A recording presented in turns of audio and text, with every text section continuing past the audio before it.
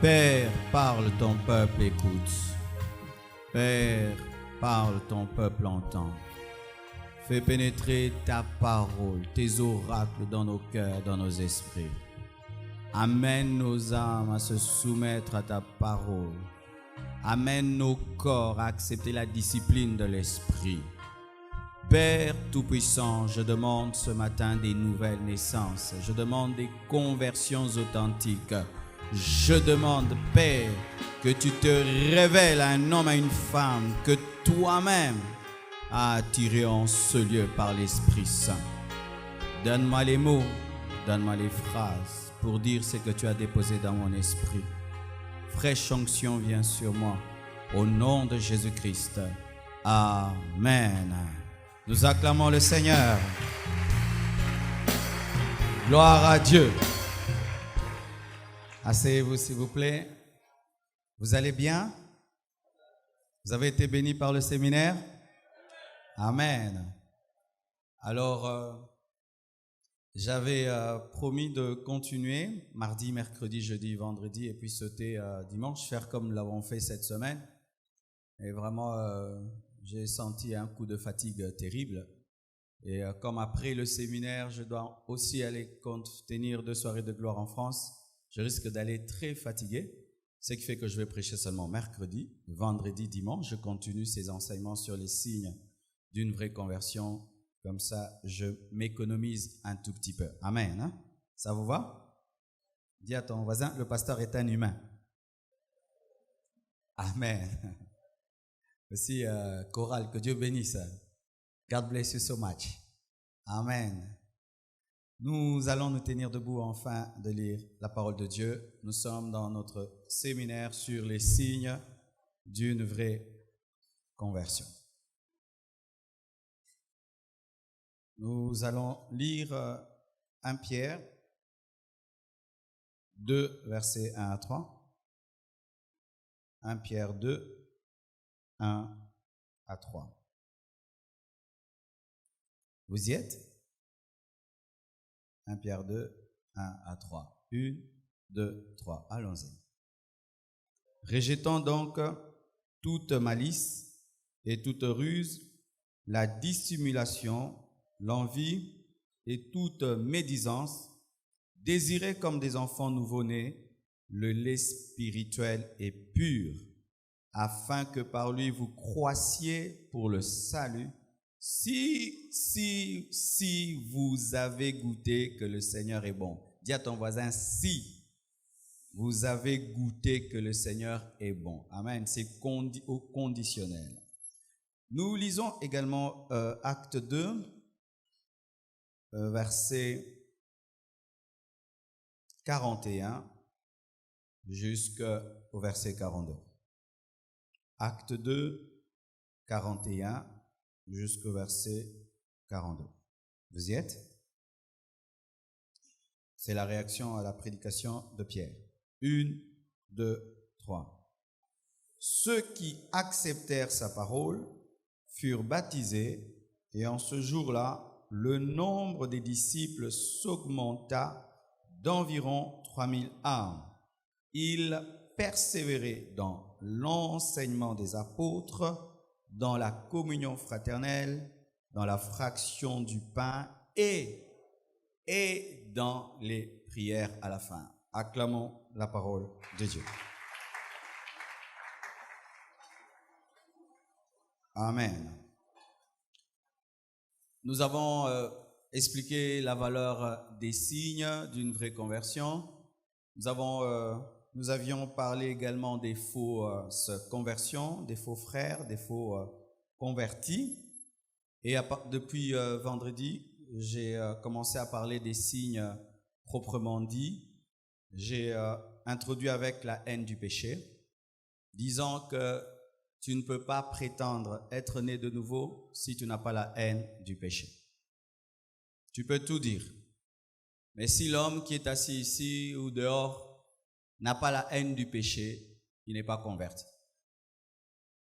Tu ne peux pas dire être converti si tu aimes le péché.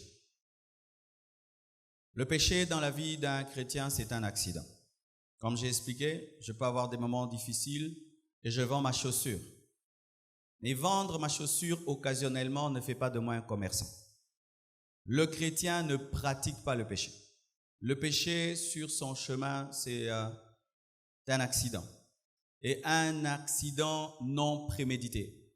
Personne au milieu de nous, en quittant sa maison, se dit je vais tomber dans un trou, je vais perdre un pneu, je vais égratigner une autre voiture. Personne ne le fait.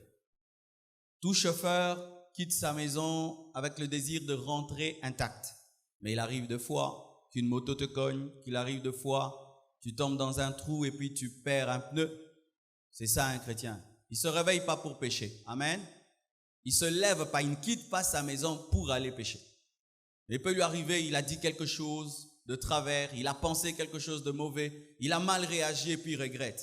Mais si ta vie, tu prémédites le péché, tu programmes le péché, tu vis dans le péché, tu demeures dans le péché, tu n'es pas converti. Tu dis être converti, mais tu ne l'es pas. Et de deux, nous avions parlé de l'amour pour Dieu. Voici un signe encore d'une vraie conversion. Un vrai converti aime Jésus. La Bible dit, il aime de tout son cœur, son esprit, il aime de toute son âme, il aime de toutes ses pensées qui sont toujours son âme et il aime de toutes ses forces, de tout son corps. Voici un signe d'un vrai converti. Il aime Dieu beaucoup. Il aime Jésus qui l'a sauvé de tout son lui. Il n'y a pas une seule partie de lui qui échappe à l'amour qu'il a pour Dieu. Il aime Dieu. Il ne force pas pour adorer. Il ne force pas pour aimer. Il ne force pas pour obéir. Est-ce que tu es né de nouveau? Rien que sur base de ces deux signes que je viens de te donner, est-ce que tu as la haine du péché? Est-ce que tu aimes Jésus? Amen. Pour ce matin, je ne vais aborder qu'un seul signe, l'amour de la parole. Dis à ton voisin, l'amour de la parole. Dis-lui l'amour de la parole de Dieu, pas n'importe quelle parole. Amen. Tout d'abord, j'aimerais préciser trois choses. Lorsque j'enseigne, je parle à la fois de la repentance, je parle de la conversion et je parle de la nouvelle naissance. Théologiquement, ce sont trois choses distinctes, mais ce sont aussi trois vérités qui s'imbriquent les unes sur les autres, car une vraie repentance amène une vraie conversion amène une nouvelle naissance authentique. La repentance, c'est le fait de confesser tes péchés, de reconnaître tes péchés et de les abandonner. Si tu confesses ton péché sans l'abandonner, tu ne t'es pas repenti. Tu as informé Dieu sur ce qu'il connaît déjà. Amen. La repentance est effective lorsque le pécheur reconnaît son péché et l'abandonne. Et veut l'abandonner. Amen. Il y a une grande part de l'homme dans la repentance parce que sa volonté entre en action. Mais Dieu stimule cette volonté par la parole et par l'esprit, mais c'est l'homme qui doit se repentir. Pour la conversion c'est un demi-tour. La conversion, ce n'est pas un quart de tour, c'est faire volte-face. Où ta vie allait dans une direction, où tu te dirigeais toi-même, tu étais dirigé par le monde, dirigé par les démons, dirigé par la philosophie, dirigé même par une fausse doctrine, parce que certains au milieu de nous, en venant à Christ, viennent des fausses doctrines. C'est lorsque tu fais volte-face, tu fais demi-tour et tu cesses de te diriger toi-même pour que Jésus te dirige. Où tu abandonnes le paganisme, les idoles, afin de servir le véritable Dieu. Et on parle de se convertir parce qu'il y a la part de l'homme. Lorsque l'homme reconnaît son péché et désire l'abandonner, et désire se détourner de son paganisme afin de suivre Christ, un miracle se produit en lui, qu'on appelle la nouvelle naissance. Une naissance qui te permet de naître autant que tu es né dans ce monde physique, de papa et de maman. Maintenant, tu nais dans le monde spirituel, dans le royaume de Dieu, où tu deviens enfant de Dieu par la parole et le Saint-Esprit. Si pour naître dans ce monde, il faut un homme et il faut une femme, pour naître dans le royaume de Dieu, il faut la parole et il faut le Saint-Esprit. Amen. La fusion de la parole et de l'esprit t'engendre. Amen. Et c'est un miracle. Amen. C'est un miracle. Et dans ce domaine-là, tu n'as rien à faire. Tu dois seulement croire et tu vis le miracle. Dans ce séminaire, étant donné que ces trois vérités se mélangent et se provoquent les unes les autres, parce que la repentance amène à la conversion à la nouvelle naissance, lorsque je parlerai, je serai en train de dire toutes ces trois choses au même moment, tout en citant l'une et l'autre. D'accord? Ça va, hein? Amen. Voici une chose. J'aime beaucoup les images que donne la Bible. La Bible dit, rejetons donc toute malice et toute ruse, la dissimulation, l'envie et toute médisance, désirez comme, dit comme. C'est une image comme des enfants nouveau-nés, le lait spirituel est pur, afin que par lui vous croissiez pour le salut, si vous avez goûté que le Seigneur est bon. La Bible nous donne l'image d'un enfant qui naît, d'un nouveau-né. Lorsqu'un enfant est dans le ventre de sa mère, il se nourrit de tout ce que sa mère mange. Si sa mère mange du pondu, il mange du pondu. Si sa mère mange de la viande, l'enfant mange de la viande. Si sa mère mange des légumes, il mange des légumes. Et il mange au travers du cordon ombilical. Amen. Il n'y a pas une école où on lui apprend à manger. Ça se passe directement, il profite directement de la vie de sa mère, de l'alimentation de sa mère. Mais cet enfant qui n'a jamais mangé avec sa bouche, amen, hein?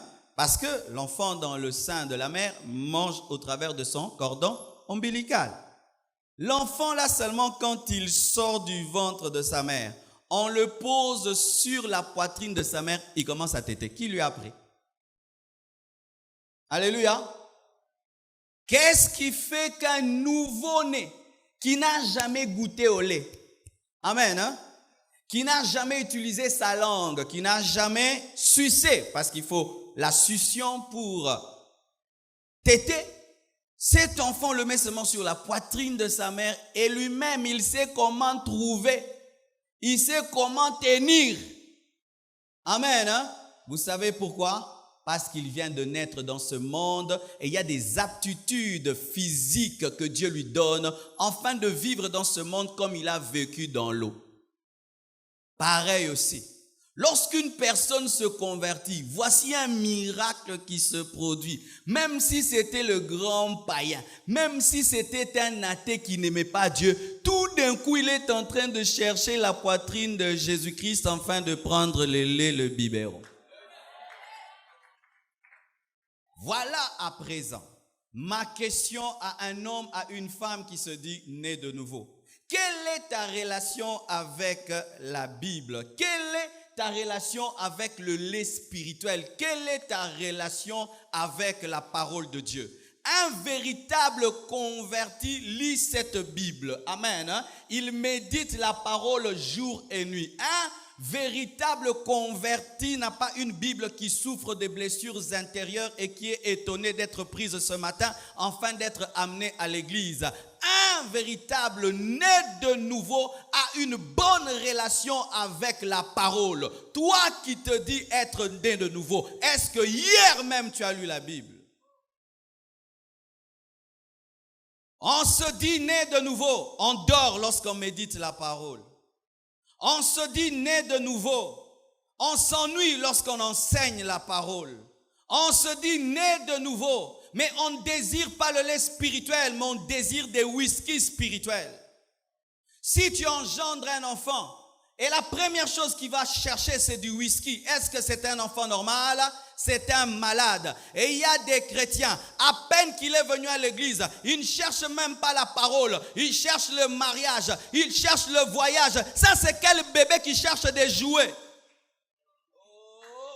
Il est impossible qu'un enfant joue avec des jouets, avec une poupée s'il n'a pas tété. Mais toi, tu n'as pas encore tété. Tu veux la voiture de Jésus, la maison de Jésus. La priorité de Dieu, ce n'est pas ton voyage et ton mariage.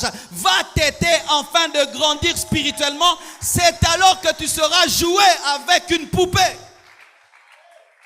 Oh, moi je vais à l'église pour me marier. Bien aimé, ce n'est pas biblique. Amen. Hein? Tu viens pour connaître Jésus. Tu viens pour grandir. Et Dieu ensuite te donnera ces choses.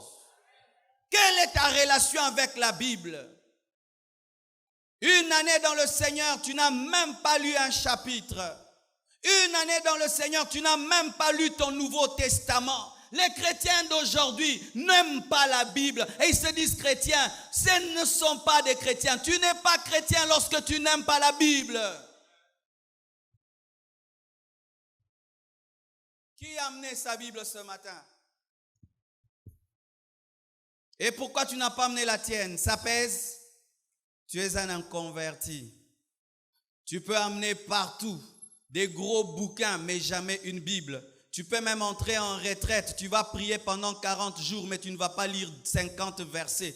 Pendant Alpha 40, est-ce que même tu as ouvert la Bible pour la lire? Prier ne dit pas toujours que tu es converti. On prie parce qu'on a des problèmes. Mais aimer la Bible matin, midi, soir, ça dénote d'une certaine spiritualité. Et d'ailleurs, j'aimerais vous dire, entre quelqu'un qui lit la Bible et celui qui prie, celui qui lit la Bible est plus spirituel parce que prier, c'est facile.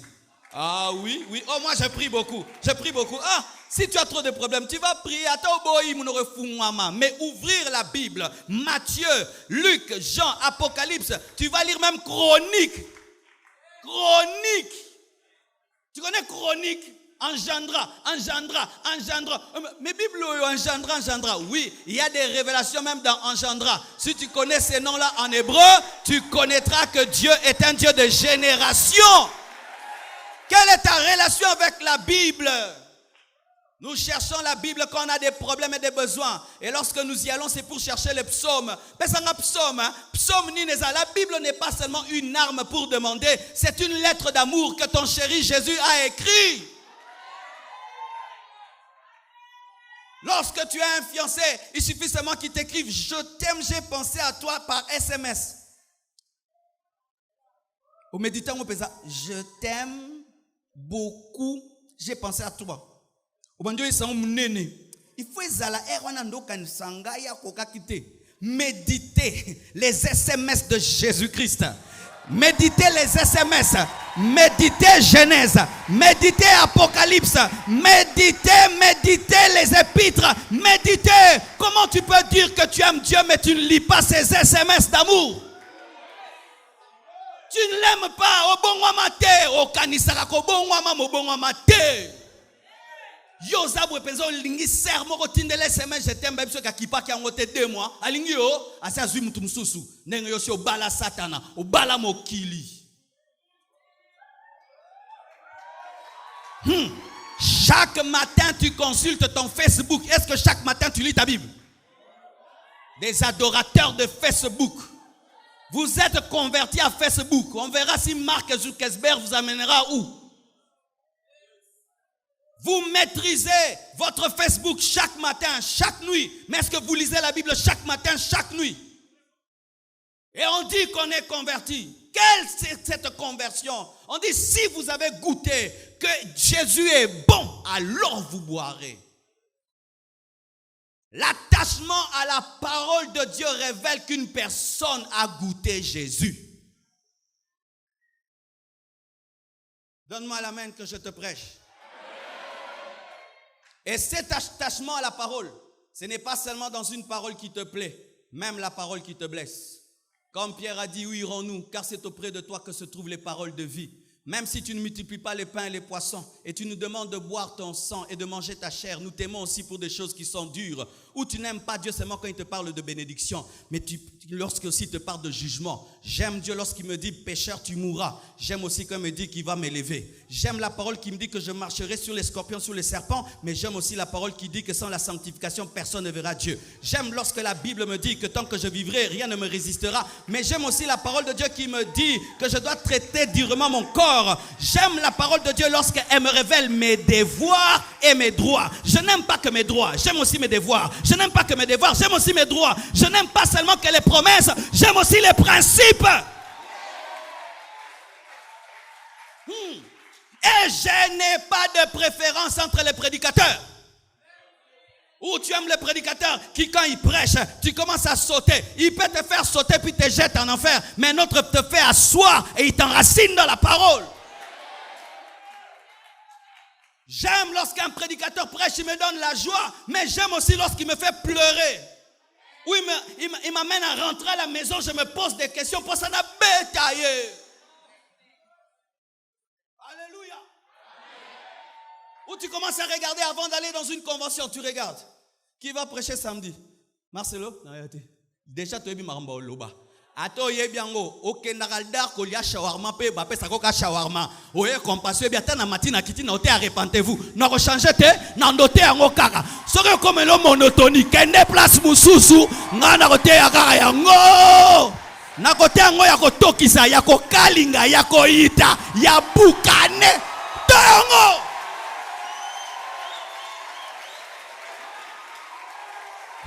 Dieu dit à Jérémie, ce n'est pas à toi d'aller vers eux, c'est à eux de venir vers toi. On reconnaît un prédicateur par la monotonie de ses prédications.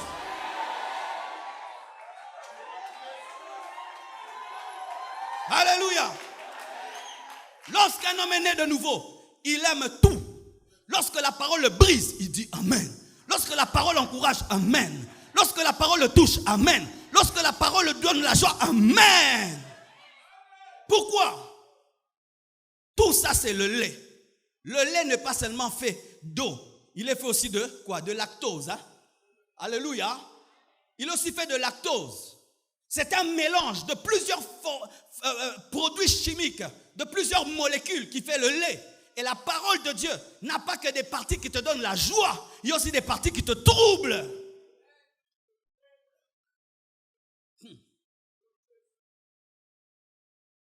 C'est pourquoi tu peux venir dans un culte ce jour-là, tout chauffe. Après le culte, la joie, tout le monde yeka baba, yanda baba comme mercredi, amen. Hein? Yanda baba, yanda o kapesa mu pepe. Mais un autre culte, amen, que Dieu bénisse. Je connais professeur à géographie, des professeurs en mathématiques à Yaki. Aimez tout, aimez tout. N'ayez pas de préférence dans la Bible. Aimez la Bible de Genèse, Apocalypse. N'ayez pas des versets préférés. Consommez tout ce qui est dans la parole. Il aime lorsque la parole le touche. Il aime lorsque la parole l'encourage aussi. Aujourd'hui, il y a une nouvelle race de chrétiens. Ils viennent à l'église, mais que la parole ne le touche pas. Prêche, mais ne le touche pas. Cible, mais qu'il ne soit pas atteint. Lave-le, mais ne lui donne pas l'eau. Lave-le, mais ne le touche pas. Lave-le, mais qu'il n'y ait pas de savon.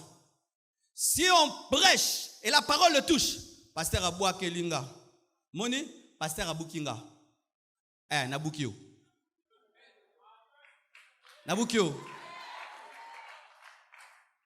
Donc, prêche mais ne le touche pas. Si tu prêches et les toucher, il peut même en vouloir à celui qui l'a invité pour dire, vous voyez votre église, vous dites les problèmes des gens, votre pasteur, et puis il commence à prêcher la vie des gens. Toi, tu es vraiment très important, hein, pour que devant toutes ces personnes, si je ne prêche que ta vie, yo, mi mon danger, comment danger boye, donc bateau est belé boye, nati aka yo, omi monaka, donc otinda kuna lati versa ka nati aka yo, omi lingaka, ezuyonde ndima.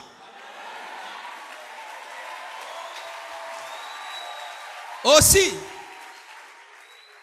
les gens pensent que lorsqu'on prêche, on doit prêcher que des choses qu'on ne connaît pas. Si tu prêches ce que tu ne connais pas, le Saint-Esprit t'a dit. Mais si tu prêches des problèmes réels que tu connais, ce n'est pas l'Esprit. Si tu vas en voyage missionnaire dans un pays des homosexuels, tu vas prêcher sur quoi? Tu savais ou tu ne savais pas? L'Esprit t'a pas parlé. Hein? Le pasteur a prêché parce qu'il sait. Oui, je savais. J'ai dit. Amène-moi où tu veux. Lorsque tes parents te corrigent, ils te corrigent par parole de connaissance. Tu es un enfant pour moi. Même si tu es plus âgé que moi, aux amouana. Même si tu es plus âgé que moi, tu es mon enfant. Lorsque tu étais à l'église catholique, tu disais quoi? Tu appelais le prêtre comment? Il était moins âgé? Oui, il était moins âgé. Il y avait des pères qui étaient aussi moins âgés. Tu l'appelais père. Abala? Abota? Mais Abala? Nabota?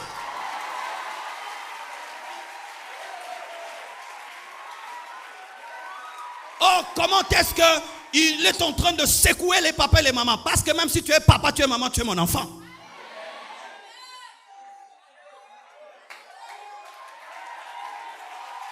Et je ne prendrai pas des gants, je te parlerai. Pourquoi? Lorsque même le président de la République va consulter un médecin, s'il a honte de lui, il a peur de lui, il ne va jamais l'opérer. Mais pour opérer le président, il faut signer l'homme là.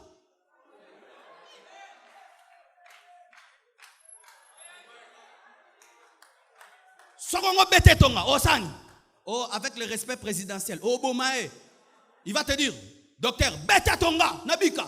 Pareil aussi quand tu vas à l'église, même si on te respecte, tu as laissé une grosse jeep là-bas, tu l'as laissé pour les gens. Mais moi quand tu es ici, je te bombarde la parole. Si ça te plaît, gloire à Dieu. Ça te plaît pas, gloire à Dieu. Mais moi je lave mes mains, je te dis la vérité. Sinon tu vas aller en enfer avec tes honneurs et tes grades de général, de ministre. Non, même si tu es ministre, tu es un enfant de Dieu et il faut qu'on te parle comme tout le monde. Oh, ça m'a touché, ça t'a touché. Parce que tu es venu ici pour changer.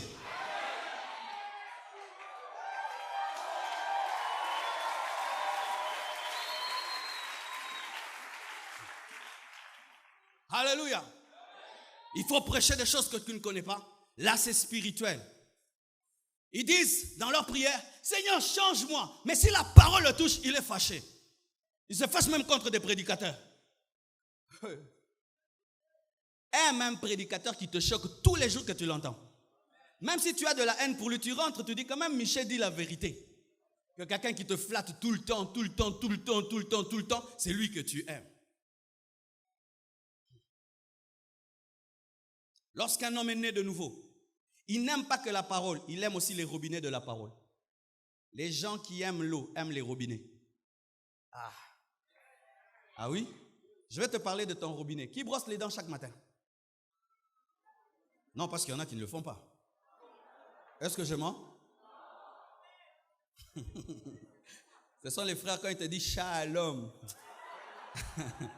Tu dis, frère, un peu de l'eau. Alors, tu vas remarquer que tu as négligé quelqu'un dans ta vie. Le robinet, toi qui brosses les dents chaque matin, tous les jours, n'est-ce pas que tu vas vers lui? Amen. Hein? Moi, j'ai un robinet que je maîtrise. Non, c'est un robinet terrible. J'ai un robinet dans ma salle de bain.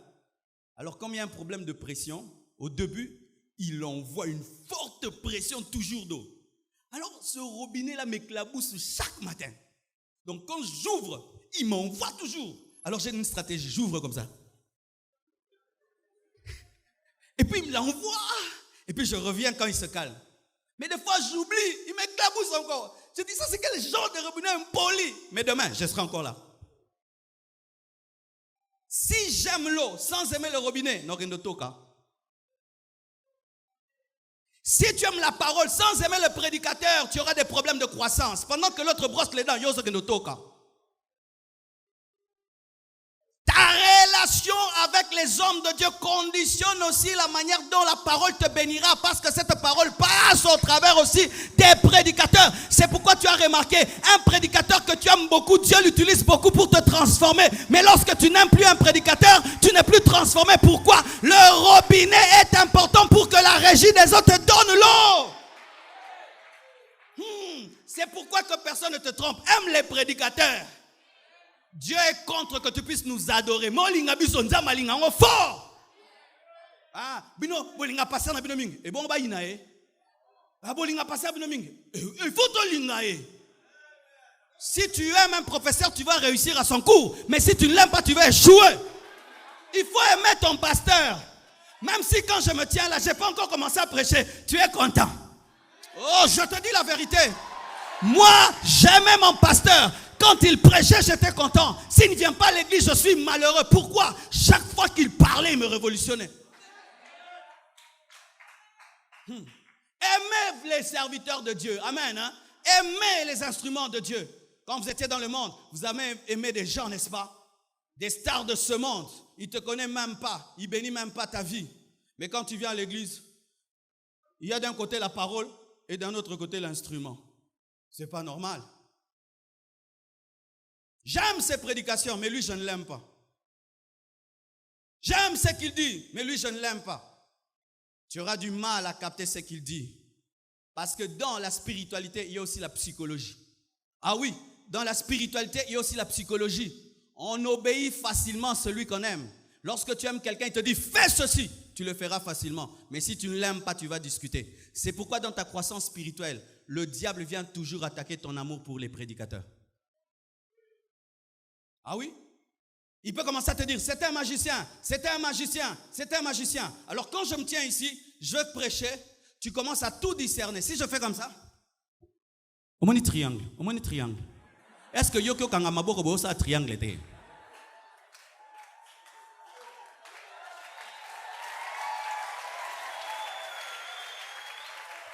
Mais non, mais c'est grave. Si je fais comme ça, triangle. Yo kasi mata awa, chape boy, tout le monde sur ça là, et ça rectangle.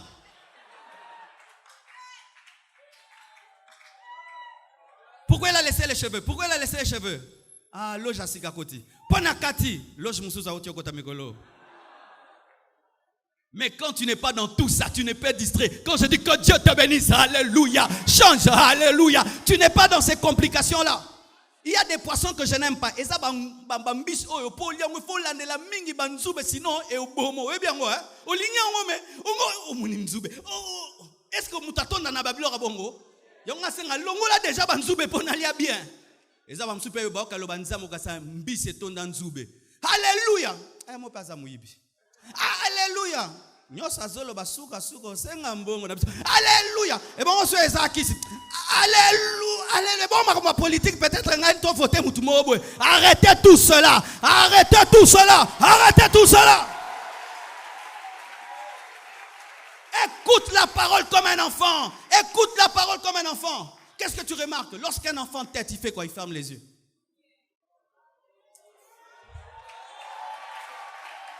Lorsque l'enfant tête, un bébé tête, le bébé ferme les yeux. Pourquoi? Il a confiance que maman ne va pas m'empoisonner. Il a confiance, maman même. Si elle a pu me garder dans son ventre, c'est pas maintenant qu'elle va me tuer. Mais il y a des bébés et kenge. Et kenge. Wani nongo pesanga. Pesanga à gauche, à droite, il y a droite et mabe. Pesanga ya. Oh.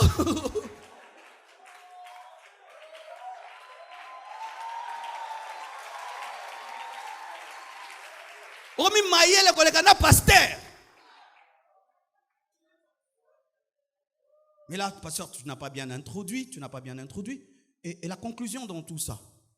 Va lire la Bible, la prédication de Pierre. Il y avait l'introduction ou le développement où. Il s'est seulement converti. Lorsqu'un homme aime la parole, il ne vient pas à l'église pour juger les prédicateurs.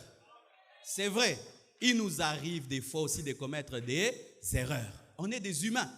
Il arrive des fois même au lieu de dire Aman, j'ai dit qui? Naman. Toi, tu n'as jamais dit ça. Je peux dire Naman et puis je dis Aman. Mais moi-même, je sais que c'est Naman. Mais vitesse kaka. Vrai ou faux? Ça peut m'arriver un jour, je ne me suis pas bien réveillé, je dis des choses. Mais quand tu viens, toi, tu n'es pas venu pour ça. Toi, tu es venu pour que Dieu te parle. Un nouveau converti vrai, il ne vient pas à l'église pour critiquer. Il ne vient pas pour chercher des fautes dans le prédicateur. Il vient pour manger. Écoutez ceci. Tu penses que un prédicateur, même le plus grand, n'a jamais commis d'erreur? Il peut même commettre une erreur doctrinale. Lui, il croit par exemple que le baptême du Saint-Esprit, ce n'est pas parlant d'autres langues, c'est le fait seulement que tu aies reçu Jésus dans ta vie. Maintenant, pour cela, tu vas le jeter. Ou tu viens maintenant, tu es en train de chercher la petite bête. La petite bête. La petite bête. Mais pourquoi il a dit ça? Et pourquoi il a dit ça? Mais pourquoi il a dit ça? Et pourquoi il a dit ça? Et pourquoi il bouge beaucoup? Et pourquoi il crie? Mais il ne peut pas parler calmement. Pendant que toi tu es dans il ne peut pas, les autres sont en train de manger, de manger, de manger, et de manger, et de manger, et de grandir, et de grandir, et de grandir. D'autres ils peuvent même suivre comment ils transpirent mais ils ne s'essuient pas. Oh, mais bah tu baza penza. Ah, pas moussa mutoki nanu.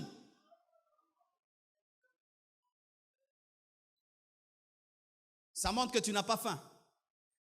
Bien-aimé, quand on a faim, tu n'as même pas besoin qu'on fasse la table. Au bandeau, il y a déjà. Au sambel, quand on a. Est-ce que je mens? Au lieu déjà, ça me pas molamo déjà. Pourquoi?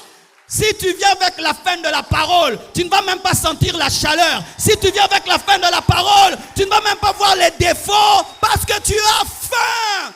Lorsque tu commences à suivre trop de détails, il y a un signe en toi, tu n'as plus faim. Alléluia. Un jour, parce que j'avais une sérieuse maladie, moi, c'est ce que je faisais. J'écoutais des prédicateurs pour tirer des erreurs et des erreurs et des erreurs. Et un jour, je suis allé dans un séminaire et les autres prédicateurs savaient que Marcelo, lui, vient écouter les autres pour casser. Et quand j'entre seulement dans la salle, il me voit, il change directement de prédication et me fait une parenthèse. Il me dit, Sogoya qui pone aux oberer. Mais soit que pambama, amen, à continuer. Si tu es venu chercher des erreurs, tu en trouveras. Mais si tu es venu écouter la parole, tu seras béni, tu seras transformé, tu seras changé, tu seras révolutionné.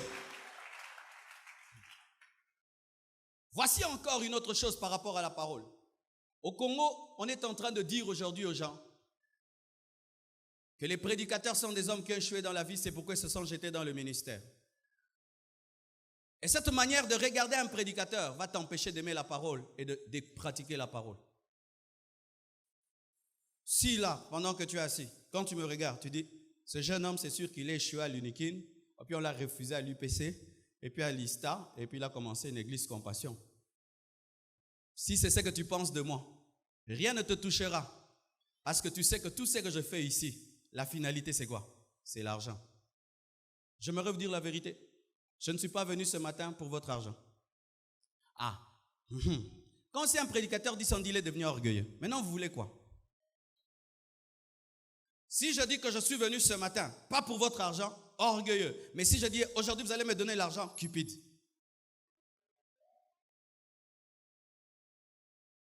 Que personne ne vous trompe.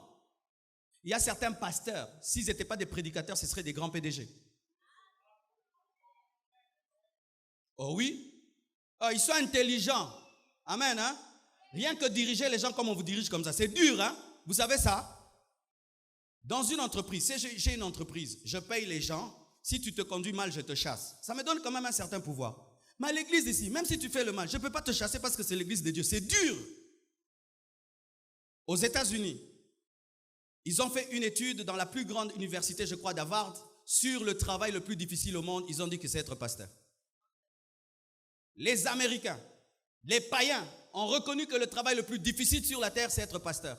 Vous savez pourquoi?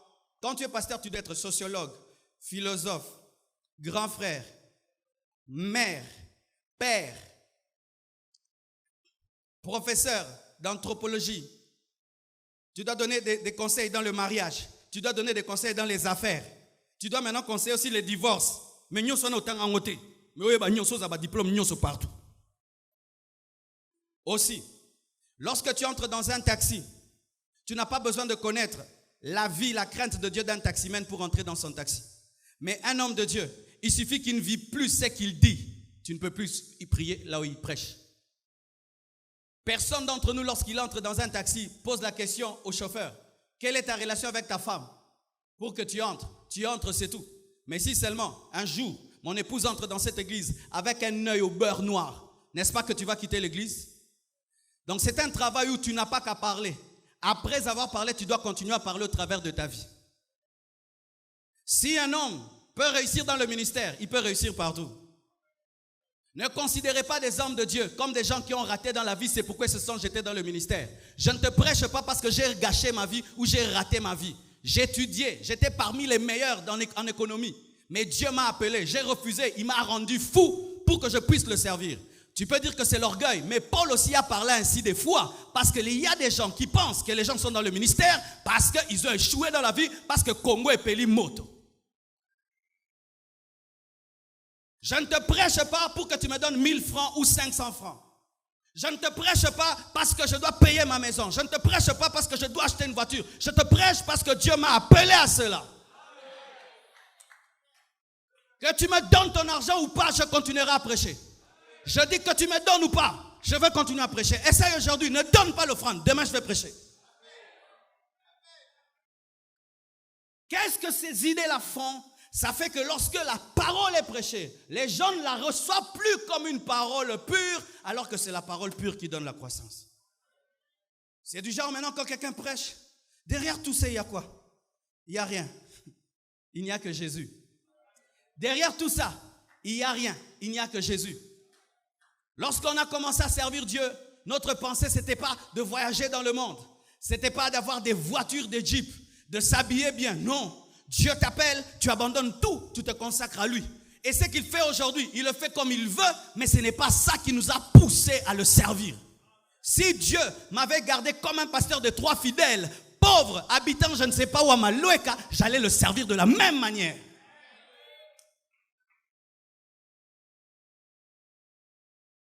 Alléluia. Vous le croyez? Et voici une chose, et j'aimerais terminer là. Dans Acte 2, versets 41-42, la Bible nous dit après que Pierre ait prêché, la multitude qui a entendu, les 3000 qui ont entendu, ont commencé à persévérer dans la parole. Directement après leur conversion, ils ont commencé à persévérer dans les enseignements des apôtres. Ensuite, dans la communion fraternelle, la fraction du pain et les prières. Dans une église, lorsque les gens se convertissent, ils viennent d'abord pour la parole. Ils ne viennent pas d'abord pour la communion fraternelle. Ils ne viennent pas d'abord pour des relations et des connexions d'affaires. Alléluia. Lorsque dans l'église, la communion fraternelle prend la place de l'enseignement de la parole, les gens ne sont pas vraiment convertis et c'est un dysfonctionnement. Quand tu viens à l'église, tu viens pourquoi? Si quand tu viens à l'église, tu viens pour ce frère-là, pour ce papa qui a promis un travail, pour le papa qui va payer tes études, pour le frère-là qui va t'épouser, tu es dans une maladie spirituelle. Ce qui est prioritaire à l'église, c'est l'enseignement. Alléluia, c'est l'enseignement. Ce n'est pas la communion fraternelle. Ce n'est pas aussi la prière. Car lorsque l'église commence à tourner autour de la prière, au lieu de tourner autour des enseignements, c'est un dysfonctionnement. Alléluia. Atika kote ya to bando bonde la te. Ateya kino toko comprendre puis toko bonde la. Alléluia.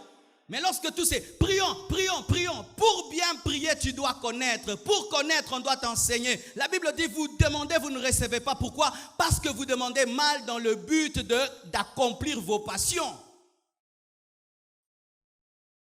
Lorsque la prière, la communion fraternelle viennent avant la parole, c'est une maladie. Ma relation avec toi est d'abord fondée sur la parole de Dieu.